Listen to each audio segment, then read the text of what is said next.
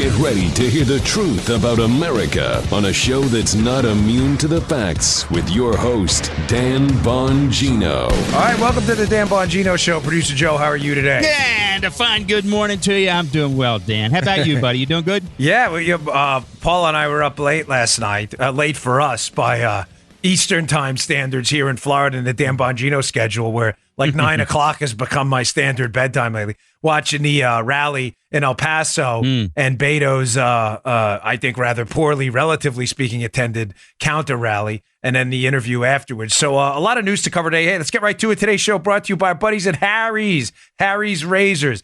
You know what I like about Harry's Razors, Joe? What? I have obviously now we're doing some video content with the podcast. I have to shave. I didn't this morning, but I will afterwards. But if you shave in the morning, you don't want to have to shave 3-4 times because you have a fox hit at night too. What I love about Harry's is you shave in the morning, the shave is so close, you're good for the rest of the day, and the blades last forever. Yeah. So you don't have to constantly swap out your razor. We love Harry's. Join the 10 million who've tried Harry's. Claim your trial offer by going to harrys.com/Bongino. Harry's founders were tired of paying for razors that were overpriced and overdesigned. You know, Joe, flexi balls, vibrating handles, flux capacitors, spaceships. You know how that is. Tactics that the leading brands raised prices on you for decades with. They fixed that problem, Harry's, by combining a simple, clean design with quality, durable blades. These things last forever at a fair price. Harry's brought a world-class blade factory in Germany. It's been making quality blades for over 95 years. They received over 20,000 five-star reviews on Trustpilot and Google. Harry's replacement cartridges are just $2 each. That's half the price of the Gillette Fusion Pro Shield. All Harry's blades come with a 100% quality guarantee. If you don't love your shave, let them know. You'll get a full refund. Right now, get a $13 value trial set that comes with everything you need for a close, comfortable shave. A weighted ergonomic handle, 5-blade razor with lubricating strip and a trimmer blade, rich lathering shave gel, a travel blade cover so you don't ding that blade up. And listeners of my show can redeem their trial set at harrys.com/Bongino. Go to harrys.com/Bongino to redeem your offer and let them know I sent you and help support the show. We appreciate it. All right. First, Joe, just a note, I met you while doing politics, while running for office. You know that. We met a while ago. And running for office teaches you a lot of things. And one of the things it teaches you is that campaigns are about two things. Joe's heard this line 1,000 times, so forgive me, Joe, for being repetitive to you, but many of my listeners haven't. It's about two things. Campaigns are about snapshots and sound bites. That's it. You could give the greatest speech in the world at a campaign rally, running for Senate, Congress, or even the presidency, and what makes the lead of a paper, the headline, is a sound bite. And you want that soundbite to be powerful, whether it was Bill Clinton's State of the Union, where he said the era of big government is over, or Donald Trump's State of the Union saying that we are born free, we will die free, or last night when he said it again, we will die free, we are not a socialist country, which he also said in the State of the Union.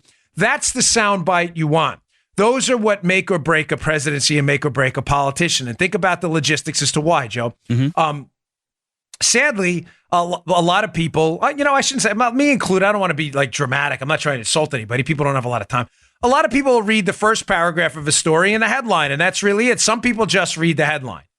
The soundbite is an encapsulation of what Trump's entire speech was about. Last night, the soundbite captured from that speech is, we will never be a socialist country. We will die free. It was a great speech in El Paso. That was the soundbite a lot of people took away. That matters. So soundbites and snapshots. Snapshots matter too. Snapshots, meaning what is the photo of the event that matters? What's the takeaway? And when you run for office and when you're a Secret Service agent, you pick up how important this stuff is. I'll give you a quick story. And this is in relationship last night between the unbelievably well-attended Trump rally and Beto O'Rourke's, again, relatively speaking, at least sparsely attended rally compared to Trump's rally, and how this does no favors to Beto O'Rourke, and he should have seen this coming. When I was doing an event for Obama, when he was campaigning for the re-election of John Corzine, the governor of New Jersey, I was a lead advisor as a Secret Service agent on the trip, advising a guy who was doing his first lead advance. And I remember this. We were at the arena that the New Jersey Devils play. I think it's a Prudential Arena, whatever it may be. And they could not fill the place up. They had expected 20,000 people, Joe. 8,000 people showed up. The staff was terrified at the snapshots. Now, 8,000 people, Joe, is a healthy crowd, right? I mean, that's a decent-sized crowd. But it's not a decent-sized crowd if you're Barack Obama claiming some progressive mantle to try and get a progressive governor of New Jersey elected in this rally that's supposed to be this breathtaking event. Mm-hmm. They expected 20,000. So what did they do? They were so obsessed with the specter of empty seats appearing in a photograph in the newspaper that, Joe, they spent hours and hours figuring out how to tarp off the upper layer of the arena, how to tarp it off to make sure that the press shot made it look like there were no empty seats. It was packed to the rafters, and the rest was just a backdrop. You get what I'm saying? Oh, yeah. To make the photos appear that the place was packed. It wasn't. I was there. They expected 20,000 people. 8,000 showed up. It was a disaster. The guy who gets there's a staff guy usually responsible for crowd building. Mm-hmm. I'm not sure he even lasted after that trip. I don't think they fired him, but it did not go well for him. Let's leave it at that. Right. Sound bites and snapshots. Last night, Beto made a critical mistake. You know, Trump said he had 200 to 300 people. The crowd estimates I've heard from law enforcement being quoted in articles and reports, Joe, is closer to 5,000 to 6,000. All right. It doesn't matter. It doesn't matter. Trump had 35,000 people and more people lined up outside the arena. When you have 35,000 people and your opponent claiming this mantle as the next progressive champion, Beto, his snapshot is 6,000 people, no matter how much the media tries to deflect. Trump said he had 200. Beto really had 6,000. It doesn't matter. It's a fraction of what Donald Trump had. That's the point. If you're trying to build this public pressure that public support's on your side and that Trump is this evil guy in a border town and all these people are going to show up less than a fifth of the people show up that showed up at the Trump rally, it destroys you. I get this. Running for office, I remember having a rally, Joe, in Prince George's County. Paula, you remember that? The rally. Paula, I got to bring Paula in. Now that Paula's been helping us produce the show a little bit, I'm like yelling out there, hey, Paula. Yeah, outside as if she's going to walk in and start talking, right? We had this rally in Prince George's County. We thought we were going to get like 100, 200 people there. We didn't. We got like 50 to 75, and it was a big difference. Yeah. It made a big difference. It didn't look good. It didn't. I remember, listen, I'm self-critical on the show because I use my own failures and some successes to kind of give you some inside baseball how this really works. We didn't get any press coverage. I think Maryland Reporter was the only one that showed up, and the crowd wasn't big enough to make any kind of the snapshots and the sound bites weren't good. The crowd wasn't big enough to make a difference. And Beto's efforts last night were a big flop because Trump turned it out and Beto didn't. It's as simple as that. Snapshots and sound bites, folks, they matter. All right, moving on. So, listen, the Green New Deal stuff continues, and it's turned into a real supreme embarrassment for the left. Now, there was an interesting piece in the Wall Street Journal this morning about Australia's efforts on a much smaller scale to implement a similar type program to Alexandria Ocasio-Cortez's New Deal. Ladies and gentlemen, we have to hammer this thing. As a lot of sophisticated political analysts who I respect deeply have stated, this is very dangerous. And if we let this thing go without constant ridicule and mockery for the disaster it is, as many people I respect again have noticed, you may see this thing getting voted on. And if we get a progressive president in 2020 passed, do not laugh this off. You know, people laughed off the idea of something like Obamacare. What do you mean? They're going to be price controls? They're going to fine people for not buying crappy insurance? Yes, that actually happened. Now, the individual mandate's been repealed, but us ignoring this and pretending it's going away is doing nobody any favors. This stuff is real. Ridicule this thing at every opportunity. I'm sorry, I know that takes on a negative connotation, the word ridicule, but the thing is so stupid, hilarity is the best weapon against it. Now, the fact checkers have not done their homework on this. I'll get to that in a second, too. But the Wall Street Journal has a really good piece this morning about Australia's efforts on a relatively minor scale to do a similar thing here. What Australia did, Joe, is this Green New Deal proposes basically raising many of the buildings in the United States and retrofitting every building in the United States to be more energy efficient. Now, as I told you in my fact check a few days ago, given the amount of buildings in the United States, that would require the building reconstruction or retrofitting of 30,000 buildings a day for 10 years.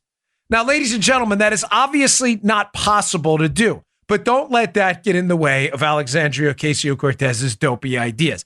30,000 buildings a day for 10 years, raised, rebuilt, or retrofitted. It's absurd. Matter of fact, Joe, I got an email from a guy. I'm not going to name him, but it was interesting. He worked for one of those companies that, remember that show, Joe, Extreme Makeover, where they make over a house? Yeah. You know the show I'm talking about, right? Paulie used to watch the show. We used to check it out. He worked for a construction company that tried to rebuild one house. His email was fascinating. He knows who he is. And he was talking about how to rebuild one house. What a disaster this thing is if you don't have a staff of, he was saying, I think close to 200 people to monitor it. Whoa. Can you imagine that for 30,000 buildings a day? It was a great email. One of the best I've got. I responded back to him. I said, hey, thanks a lot. This is terrific. So rather than trying to rebuild 30,000 buildings a day, let me get to the point. What did Australia do? Australia created a program, Joe, for free. I'm using the dreaded air quotes here because nothing's free. Free ceiling insulation for buildings that didn't have it. In 2009, the Labour Prime Minister, Kevin Rudd, instituted this program in an effort to make Australian homes more energy efficient, Joe, where they were going to pay up to $1,600, Australian dollars. Yes. $1,600 to put insulation in your ceiling, you know, to keep the heat out and keep the cool air in the summers and make the country more energy efficient. Yeah, I know you're laughing already because you could tell this thing. Sadly, it was what happened was actually pretty horrifying. Let me see. Let me get this. Okay. Some of it was tragic, but the results are always going to be broken because the government has no incentive when it spends other people's money to monitor either the cost of the program or the quality of the installation. So just to be clear, Australia was going to pay to put insulation in your roofs up to $1,600. So what happened, Joe? Well, of course, it was a total disaster. Now, here's where it gets tragic. This is a quote from the Wall Street Journal article today. Then the deaths began. 4 young men were killed while installing insulation under the government's program. 3 by electrocution and 1 from hyperthermia. He overheated. Imagine being in a ceiling in Australia in the summer, during the Australian summer. Dozens more workers, most of them inexperienced, suffered injuries and heat stroke. Nearly 100 houses caught fire. Environmental Minister Pete Garrett, remember the guy from Midnight Oil, Joe? That's him. Okay. Subsequently announced the planned deregistration and suspension of 5,000 installers of this installation. But the suspensions were never required. In February of 2010, just a year after the package was announced, this installation package, it was abandoned. It's a fascinating story about how government, this is for keep in mind, folks, a project on the scale 1/1,000th, 1/100,000th, 1/1,000,000th less than Ocasio-Cortez's plan to rebuild every structure in America. All they were doing was putting installation. Well, what happened? People saw free money from the government, Joe. Yeah. $1,600 to install installation. So they tell the story in the Wall Street Journal piece, a fascinating story, about how a guy ordered pizza and the pizza delivery guy shows up and gives him a card and says, hey, I can install insulation in your ceiling for free. All of a sudden, Joe, everybody was a ceiling installation installer. Why? Because the government was giving out free money. Free money! It's free! You're delivering pizzas? I can install installation. So what happened? Houses burned down. They were installing it wrong. People died. Houses there's a story in there about a guy, people were fraudulently claiming to have installed insulation and collecting checks from the government. Others, Joe, were going up there in order to save money. They were telling the homeowner they put installation. They were putting shredded paper down in the ceiling. Folks, government spending, as Milton Friedman has said repeatedly, when government takes money from others, taxes, and spends it on other people, government spending, neither cost nor quality matter. It is not their money, so the cost doesn't matter. They're handing out money to inexperienced installers. Everybody was getting a check. And the quality doesn't matter either because it's not even their house, these government people handing out the money. They don't care if your house burns down. It's not your house. I mean, it's not their house. It's yours. Cost nor quality don't matter when the government spends money. When you spend money on yourself and your family, cost and quality matter. It's your money. Therefore, the price of the product has to be price effective. And the quality of the work you're having done matters because it's your house. Folks, I just read this morning and I thought to myself, if this isn't a warning sign, I don't know what is.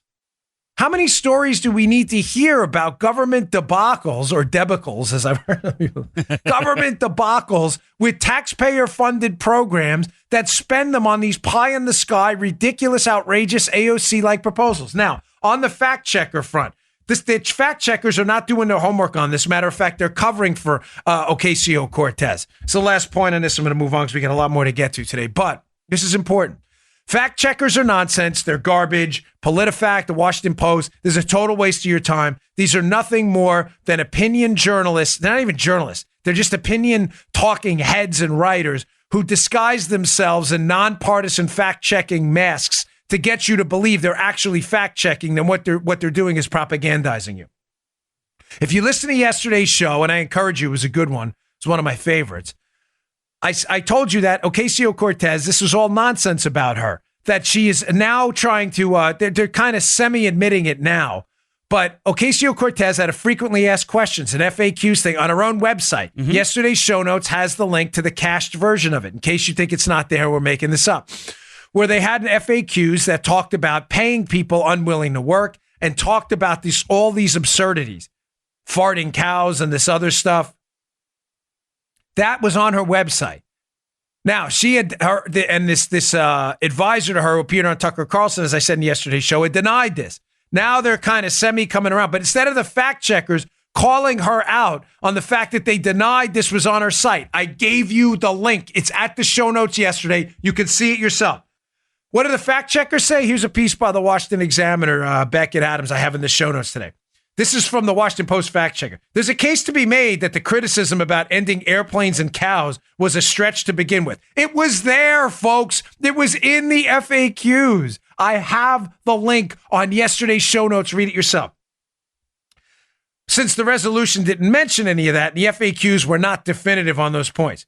But Ocasio-Cortez has now disowned the FAQs and the statement that went beyond the resolution.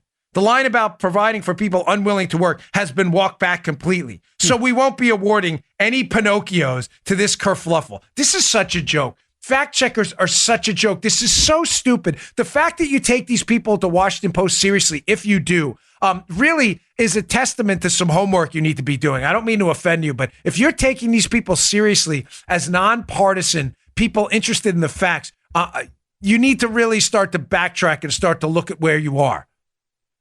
Because you're being hosed. You're being lied to. They're not going to award any Pinocchios for AOC and her staff initially denying this was on her website, despite the fact that the cached version is out there for the public to see, because, they walked it back and disowned it. While the very same fact checkers at some of these other sites, Joe, awarded Donald Trump a somewhat true or a mostly false for saying that 33% of women who are in these illegal immigrant caravans are being sexually assaulted when the number, Joe, was 31.4. So he was off by, a little more than a point and a half. And all of a sudden, Donald Trump is completely unreliable. And this is so stupid. Fact checking's a waste of your time. I just want to put that out there because there are some people who buy this nonsense. It's a joke.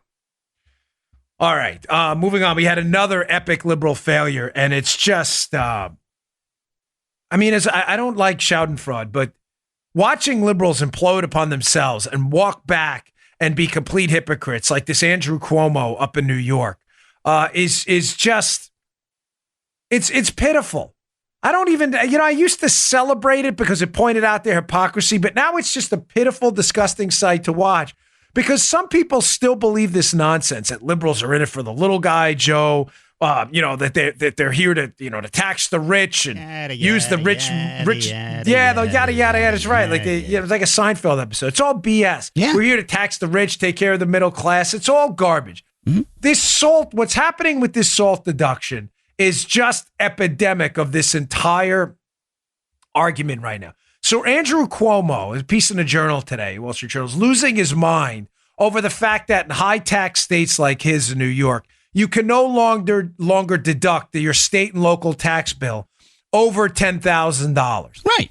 Now, what's ironic about this, Joe, is liberals have told us for a long time that they're in it for the little guy. They're here to tax the rich. So the Wall Street Journal pulled some simple, whether you agree with this or not, the SALT deduction. Just to be clear, on your federal taxes, you used to be able to deduct your state and local taxes. You're now limited to $10,000 of that. It's just that they have cement heads, these liberals. It's like they'll tell you, oh, we're in this for the little guy. We need to tax the rich. Do you understand this SALT deduction? The people who are losing the deduction are people who are at the upper 20% of earners. Again, I'm not suggesting you have to agree with this. I get emails all the time from people who say, listen, I'm upper middle class. I'm getting hammered by this in New York and California. Fine. I'm just suggesting to you that I have never, ever received an email from someone who is in the lower rung of income earners who has been impacted by this at all. So let me walk you through what the Journal points out to show you the hypocrisy of the left, how they're lying to you.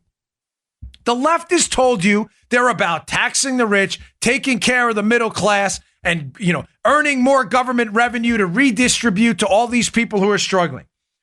So now Andrew Cuomo is begging for a repeal of this. They point out in the piece that the SALT repeal, by simple math, only benefits the top 20% of earners, with the largest cut of it going to the top 1%. So that ability before the SALT deduction to deduct your state and local taxes, the largest cut of that benefit went to the top 1%. Does that make sense, Joe? Yeah. If you were paying an extraordinary amount of state and local taxes that you could deduct from your federal bill, it's because you had very high income. Right. You had very high income. The largest cut went to the top 1%, and most of that deduction benefited the top 20%. You argue what you want for the bill. I'm giving you the simple math. The ability to deduct state and local taxes primarily benefited high earners. Also, if this is repealed, and the old way of doing it, Joe, where you can deduct almost an unlimited amount, it depends on AMT and other stuff, but almost an unlimited amount of your state and local taxes, if that's repealed like Andrew Cuomo wants, the federal government would lose $600 billion in revenue over 10 years. So, folks, do you understand how liberals are total hypocrites? On one hand, right? Reminds me, was it Lyndon Johnson who said, I want to meet a one-armed economist because they always come over and say, on one hand, and on the other, they always give you like two. They never give you a definitive answer, Yeah, I think it was. But on one hand, you have Andrew Cuomo arguing that, the rich somehow are the problem. We have to tax the rich. I subscribe to this liberal ethos that, they somehow gained, off the system and they owe the system back this amount of money and they're going to take care of the middle class and that this should be redistributed and given to the government. But then on the other hand, you have the very same guy. Remember when Clinton used to golf? Same guy. You have the same guy. I used to tell that story. The guy used to hit a shot golfing with him and it'd be terrible. And then he'd hit a good shot and Bill Clinton would go, same guy. This is the same guy, Andrew Cuomo, who's now arguing to eliminate the SALT deduction, remove $600 billion from the government coffers, federal government coffers, and benefit the top 1% primarily, and secondarily, the top 20% of earners. Folks, I'm just asking for ideological consistency. I feel for the people in New York, New Jersey, and California, genuinely. I do. Who've had their taxes increased by this. I never support a tax hike, ever. But broadening the tax base, what that means is making the impact of taxes and tax payments, leveling it across income groups is important, folks. You may say, well, why, Dan? The rich should pay more. They do pay more. If we had a flat 20% tax rate, folks, 20% of $1 million salary is more than 20% of a $20,000 salary. Mm-hmm. This is not complicated math. I don't care about benefiting the rich or anyone else. I'm simply suggesting to you that a broadening of the tax base does what, Joe? It makes tax flows into the government more predictable and not prone to boom and bust cycles. Look at what happens in California. When the economy's booming, California runs surpluses because the top 10%, 20% of California earners pay the overwhelming majority of taxes. Right. Yet when the economy struggles, those same wealthy earners start to lose money. California goes into a drastic financial shortfall because the tax base isn't broad enough to absorb the shock of it. This is not complicated economics. You want a broad, wide tax base where everybody has skin in the game on public policy, number one. You want high taxes? Then you should pay them. You have skin in the game on that public policy. But secondly, Joe, it enables the government to absorb these vicissitudes and highs and lows and peaks and valleys of recessions and, in some cases, economic booms because everybody's paying in. Mm-hmm. It's not just reliant on a couple of wealthy people who, if they go broke, the government goes broke. This is basic economics. Right. But Cuomo doesn't want any of that. Andrew Cuomo's a hypocrite. He wants high-end earners to benefit from a deduction that benefits almost exclusively them based on simple math, and he wants to strike government revenue from the federal coffers because it benefits him politically. He's a fraud. He's a fraud. It's as simple as that. All right, I have another great piece here, but this is like liberal debunking day. As we have to do that once in a while, call them out on their nonsense. All right, today's show also brought to you by our buddies at Stamps.com. Stamps.com. Postage rates have gone up again. Thankfully, Stamps.com can ease the pain with big discounts off post office retail rates. With Stamps.com, you save 5 cents off every first-class stamp and up to 40% off priority mail. That kind of savings really adds up, especially for small businesses. Plus, Stamps.com is completely online, which saves you time. No more inconvenient trips to the post office. We have one of these. It is fantastic. We used to wait online at the post office for a long time. Now we're saving money, and we're saving something even more valuable, Paul and I.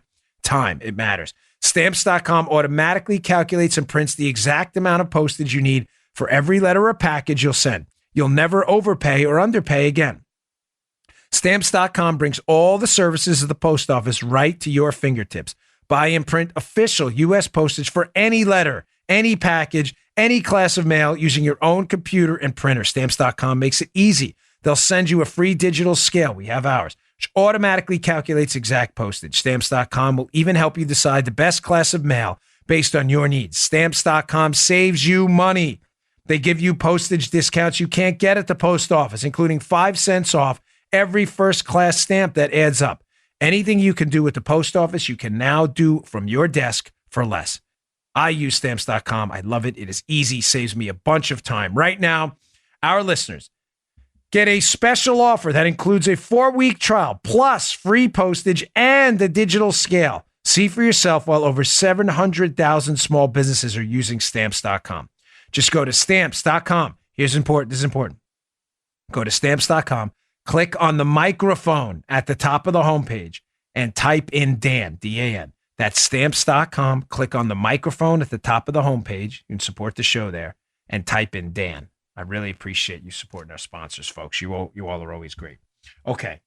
Matt Palumbo wrote a great piece today on my website, Bongino.com. It's in the show notes, and I strongly encourage you to read it because it debunks another widely held nonsensical liberal BS theory that the Trump economy is not motoring along because, quote, wages are stagnating. That's garbage. Wages are not stagnating. The piece will be in the show notes. If you subscribe to my email list, which I strongly encourage you to do, it's available at my website. Just says subscribe to email list. I will email you these articles right to your inbox, and you will have the intellectual firepower you need to debate your liberal friends who are lying to you, unfortunately, all too often.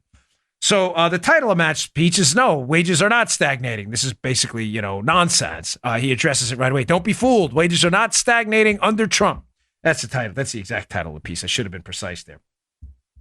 Matt points out some more liberal gaslighting techniques, and it's a brilliant piece. Folks, number one, wages are not stagnating at all. That's actually factually, numerically garbage. It's made up. In 2018, wages jumped 3.2%. Now, to be fair and give you the facts and data the left-wing media won't, when you adjust that for inflation, the net, in other words, factoring out inflation effects, the net effect is wages are only up 0.76. So there's a difference between real and nominal. Nominally, 3.2% wages are up. But again, when you factor in the buying power of that money, wages are still up, Joe, but they're only up 0.76%, which granted is not a profound change, but is still a factually accurate statement. So if your liberal friends tell you wages aren't up, they're actually lying to you. This is widely accepted, easily available public data Matt links to in the piece that I strongly encourage you to check out. It may not be up in real terms as much as it is in nominal terms, but wages are up. But Matt points out another interesting piece of information that we had addressed this a long time ago in a show. Joking, 6 months ago, Joe. Everything 6 months ago on this show. Everything seems that way. We had addressed this a while ago. How liberals like to skew the numbers and fact checkers like to mess with Trump. But when I give you the facts back, you'll have the ammo to go back. What's really going on, folks? And the reason wages are up, but are only up in real terms in 0.76%, again, which is still up, is because, folks, we've had a lot of retirements from people 55 to 64 in the workforce. Now, what would that have to do with wages? Think it through. This is a genius point. Matt did a good job here. Joe, let me ask you this. Have you accumulated more value-added workforce-related skills? Do you have them now in your 50s, or did you have more skills when you started doing this in your 20s? Well, accumulated means over time. So I think when I was older, yes. Yes. You know what you make me laugh sometimes? I love when Joe, what he does is he knows the question's dumb. So what he does is, in order to expound on the dumbness, the intentional dumbness of the question, because it's a liberal question, so of course it's dumb, Joe makes the dumb question appear, the answer pseudo-sophisticated, in an effort to exaggerate the stupidity of the question. Well, since chronologically, over time, that means I've been living longer. Yes, then that would mean that, yes, I have accumulated. Yes, of course. Joe in his 50s is a smarter guy than he was in his 20s. Joe does things now with this live stream we do, with Adobe Audition, with compression devices. We always get compliments about the audio quality of the podcast. We use two mics, by the way. The reason they sound different is because Joe's responsible for the audio version only. That's exclusively his. Paula works a little bit with him on the lav mic. That's this thing here. So that's why they sound a little bit. They both require different technologies that Joe's learned. Joe is worth more to me and any other employer he may work with now in his 50s than he was in his 20s, because he knows stuff he didn't know then. What does this have to do with wages stagnating? Because people 55 to 64, due to the booming economy now and some financial security they didn't have under the Obama administration, are now deciding, Joe, it's a good time to retire. Yeah.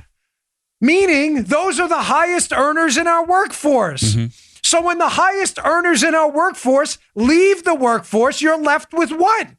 The mid-level earners and low-income earners, which drive down the average wage, which means the wage growth effect, again, in real terms, only 0.76%, but still going up, is even more profound. Matt gives a great example that if there are listen, Joe is the oldest amongst us. So let's say Matt's the youngest, which he is. I'm the middle guy at 44, and Joe's older than me. Joe, based on skills in a company, say Joe's the CEO, Joe be making the most. I'll be making them, say, $20 an hour. Joe's making 40 and Matt's making 10 because he's new. He's the youngest. He doesn't know as much, right?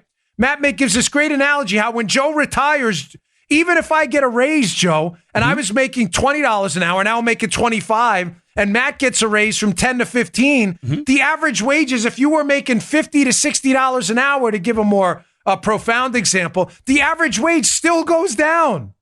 Even though me and Matt got a raise. Does that make sense, Joe? Yeah. Matt and I still get a raise. Our wages went up, but the most skilled people, our older members of the workforce who've been around a long time, who've accumulated life skills, work skills, value-added skills, managerial skills, they are retiring now. And wages are still going up, which speaks even more to the power of the Trump economy to overcome even that. Secondly, he points out, Joe, how labor force participation has gone up dramatically under Donald Trump. Sure. People who are eligible to work, who had given up opportunities to work in the Obama workforce, where labor force participation was at near record lows. People had given up. Again, statistical facts, easy for you to research online. Matt, links to them in the piece. Labor force participation under Obama was at record lows. People gave up looking for jobs. Yeah. What's happening now, Joe?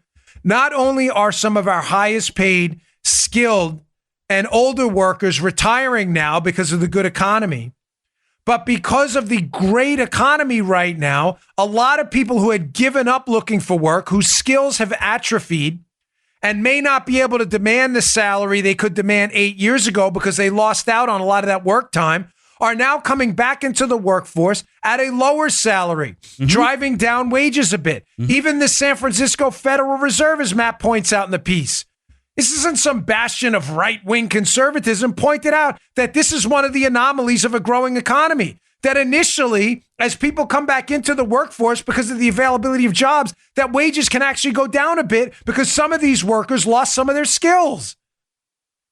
Again, let's leave the sophisticated economic analysis to us. Let's let the liberals, dance on their own facts and data grave as they constantly go out there and trot out debunked stupid points. So the 3 takeaways before we move on.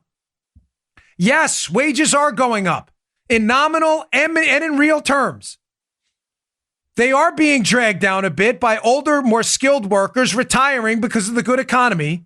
And third, the fact that jobs are opening up in near record numbers. People are coming back in the workforce with lesser skills who are taking lower wages, driving down wages a bit. But they're still going up. That's how good the economy is. Right.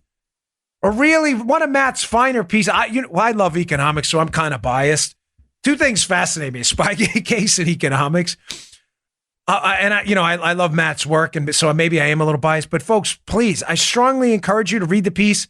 It's on my show notes today. It's at Bongino.com. If you don't want to subscribe to the email list, that's up to you. But please read it.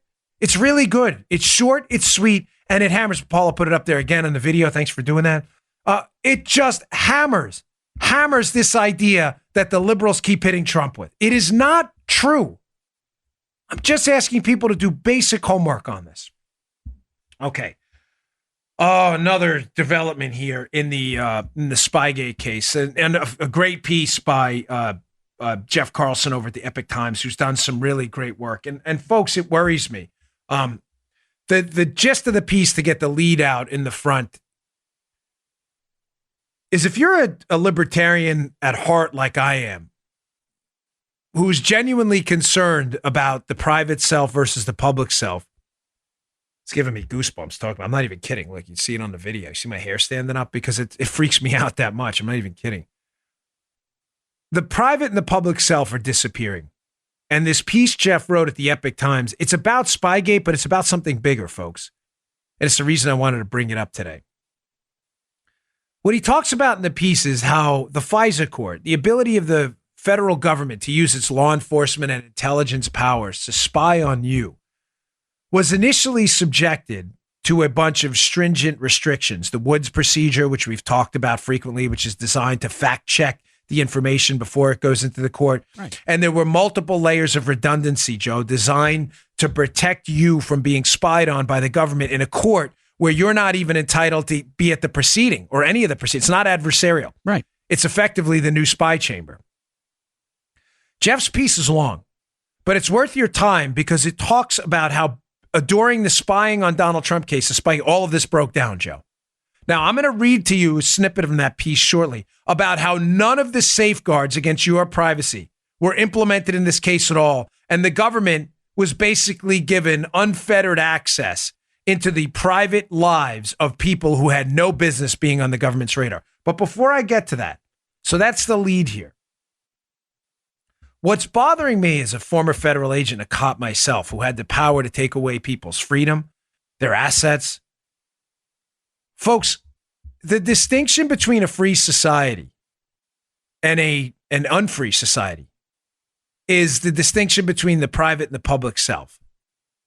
If you live in a socialist, tyrannical, despotic regime, North Korea, Venezuela, or others, where political spying happens, your personal life is always public. Your emails, what happens in your home, as in the Soviet, in Mao's China and in the Soviet Union, even family members were encouraged to spy on other family members for treason and sedition and insubordination of the government's efforts to propagandize people. You understand where I'm going with this, Joe? You were never safe. Yeah. This is a topic I've discussed often on this show for 5 years now. You were never safe. There was no personal life. The argument I give is we live in this free constitutional republic, relatively free, where you know when you open the garage door in the morning and turn your car on to leave for work, that you are leaving your private life at home and you now become public. You're out in public. People can see you in your car as you're commuting to work. People can see you at your job, your work emails, your work can read. You understand, and you act differently. So we act differently at home than we do out in public. Everybody knows it. Listen, folks, there are things people do at home that they wouldn't want people to know in public. People use the bathroom. They don't want the public. No one's going to live stream that if you're not an imbecile. Right. People pick their nose or whatever. They eat a bad diet at home, and maybe they're watching things on the internet that they shouldn't be watching. And they don't want people to know that. But you got a personal life. Right. And the idea about a personal life, in contrast to a public life, is that in that personal life, as long as your personal behavior doesn't negatively impact others, that you're to be left alone. That's what freedom is. The security for your private papers and behavior to stay private as long as it doesn't violate laws or negatively impact anyone else's civil rights. Folks, this is all breaking down. All of it. Now, before I get to the Epic Times piece, I'm going to throw Paula for a loop here. Sorry. She's getting used to my cavalier style on the video here. But I read another piece in the Yale Daily News, which is in the show notes today. That was highlighted by Christina Hoff Sommers on her Twitter feed. That's how I found it. By a student by the name of Isis Davis Marks, who wrote an op-ed piece in the Yale Daily News about how he intends to spy on, quote, white boys. Oh, I'm not making this up, Joe. Here's the end of his op-ed. He's talking about how he sees these white kids on campus who he feels have white privilege, who may grow up later to be Supreme Court justices or politicians, and how students on the campus have an obligation now to spy on these white kids, take screenshots of their screens, their behaviors, take screenshots of them, to video them, and basically to incorporate like a Gestapo file in case these white kids become, I'm not making this up, folks, right. Just the op-ed's in there. In case these people become prominent officials later so they can use it against them later on. He ends his op-ed, it's her, excuse me, it's a her, Isis Davis Marks, forgive me. She says, but I can't do that anymore. I can't let things slip by. I'm watching you, white boy, and this time I'm taking a screenshot. Folks, the private self and the public self, the distinction, even in a constitutional republic like we're supposed to have, is slowly disappearing. Has identity politics gone this far that we don't even need Soviet gulags anymore? We have our own citizens walking around as a spy patrol for the identity politics police, taking screenshots of the computers of white college students with the assumption, accumulating them in a file? What is it? White kids file for later on in case they become famous or popular? Right. This was a real op-ed, folks, that was allowed to run in that paper. Unbelievable. There's a screenshot from it on the video there. Evil is banal, I guess, making a reference to some of the trials they had. You know what she's talking about. This is unbelievable. Now, combine that with this Epic Times piece. The Epic Times piece about how there were supposed to be safeguards in the FISA court, Joe. Mm-hmm. We weren't supposed to be spying on our citizens without legitimate safeguards built in. I have said to you repeatedly, the problem the three-letter agency players involved in the Spygate scheme are going to have is the paperwork was laid out in the Woods file about a number of people who were supposed to check the facts before they spied on the Trump team and didn't do it because the facts, the dossier, were unverified. They weren't facts. They were anti-facts. Now, an FBI lawyer, the Epoch Times got a hold of some of her testimony up on the Hill. And the FBI lawyer talks about these accuracy reviews and compliance audits that were supposed to be done by the Department of Justice, Joe, to ensure that people like you and I and Trump and Carter Page are not spied on without fact-based evidence. From the piece, again, in the show notes today. Moyer said that routine compliance audits known as accuracy reviews are sometimes carried out by the Department of Justice's Office of Intelligence that would entail a review of non-specific Woods files. So the DOJ, to be clear, is supposed to come in and review the Woods procedure, where layers and layers of people in this Woods procedure, named after the lawyer who invented it, the FBI, are supposed to check information before you were spied on by our government. And the DOJ is supposed to do compliance audits to make sure that the facts are being checked. However, Moyer also noted that the Woods file relating to the Page FISA had not been reviewed or audited by anyone. Question. Ms. Summers asked her. Previously, you had mentioned, I think, that to your knowledge, an audit or a Woods review had not been performed on the Carter Page FISA. Ms. Moyer. Correct. Do you understand the gravity of what we're talking about here? Ladies and gentlemen, we're talking about a presidential campaign where the fully weaponized assets of intelligence assets used by the United States government and law enforcement assets in the FBI were turned on the political opposition of a sitting president, Barack Obama.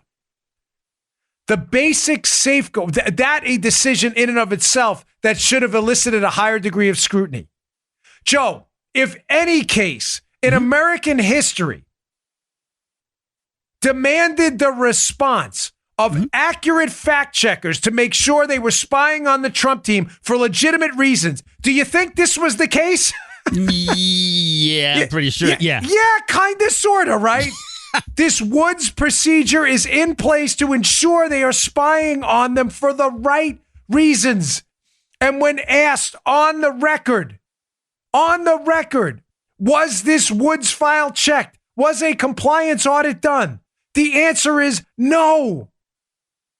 And as Jeff also points out in the Epoch Times piece, when another principal FBI attorney, Tricia Anderson, as I discussed last week, was asked if she reviewed the FISA application for one of the most important spying cases, counterintelligence cases in U.S. history, Tricia Anderson said no. She only looked at the cover sheet, which indicated there were no problems. Ladies and gentlemen, this is what happens with the growing federal bureaucracy and the growing diminishment of the Fourth Amendment, the protection against illegal search and seizure in our society. As the federal law enforcement bureaucracy grows, what happens? Institutional protections collapse and fall apart. Everything becomes pro forma. People just check a box. Did you review it? Yeah, Joe, I was in the federal government. Right. I know how this works. I know how it works. People check a box. Did you read the whole case? Oh, I didn't read it, but the other guy did. Right. How do you know the other guy did? Well, he checked a box too. So what happens? We now have a system of a FISA court, an effective star chamber. You can spy on Americans, no notice to them at all, delve into their most intimate secrets, what they're emailing from their house when they thought they were living their private lives, what they're talking to people on the phone about, what they thought was private. That's all gone now. You can now do that as long as someone submits a cover sheet on a Woods file and you check a box saying you read it even though you didn't. Folks, you understand how devastating this is? The dramatic loss of privacy, how the hard lines in a free constitutional republic between the public self and the private self are now gone. Everything is becoming the public self now. You've got kids in Yale threatening to screenshot your computer in your classroom to put together a file on you in case you do something later in life so they can use it against you. And they didn't even need a threat of a gulag to do it. They brought in their own totalitarianism with no pressure of arrest or torture to do it. You didn't need to be threatened by the Soviets to spy on your own family and classmates. They're doing it because identity politics demands it. And then we have a de jure system in our federal government now, a legal system that is codified legal spying on American citizens as long as, Joe, we check a box here and there. Did you read it? I didn't read it, but I checked the box. Somebody else read it. We're spying on the president's team. You think you may want to read that file? Nah, we're good. Joey Bag of Donuts looked at it. The bagel guy on this corner checked it out. We ran it by him. He said it was all good. It's A-okay. What is happening?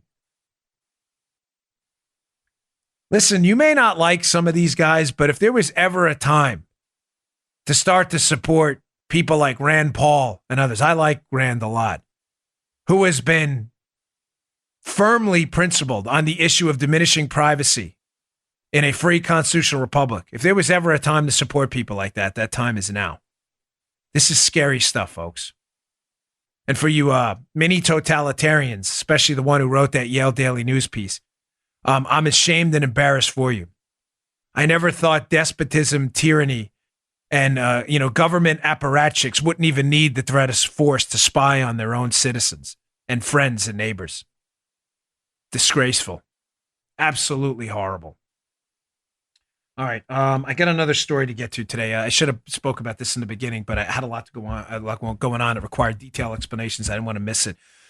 So there is a pending government shutdown, as you've likely heard, on Friday, if there is no deal reached. It would be a partial government shutdown, just like what happened last time, just a few weeks ago.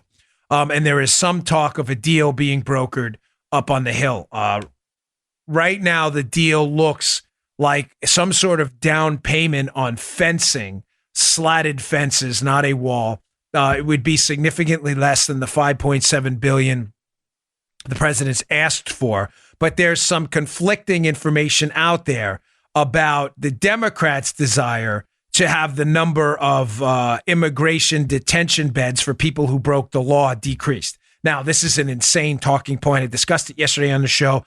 The Democrats actually want to effectively remove detention space for people who enter the country illegally and some who may have even committed crimes and release criminals back into the country. That's all that is. Right. You can talk about all the talking points in the world, Joe. That's exactly what the Democrats want. Mm-hmm. They don't want us to have the ability to detain illegals, okay? Excuse me. So that's what they're doing. There's some dispute now over in this agreement that's been reached. Nothing's been signed. It's just word of mouth right now, spreading around through sources. And I have an article in the show notes from the Washington Examiner that discusses it. There is some dispute if there is a decrease in detention space in that agreement or not. The Republicans are saying no. The Democrats are saying yes. There's a 17% decrease in that. Ladies and gentlemen, I don't know what to say about this other than we have to hold the line. Again, we cannot cave to this. These political fights matter right now. They matter because they involve the very security of our country. If this is the deal, I want to be clear on where I stand.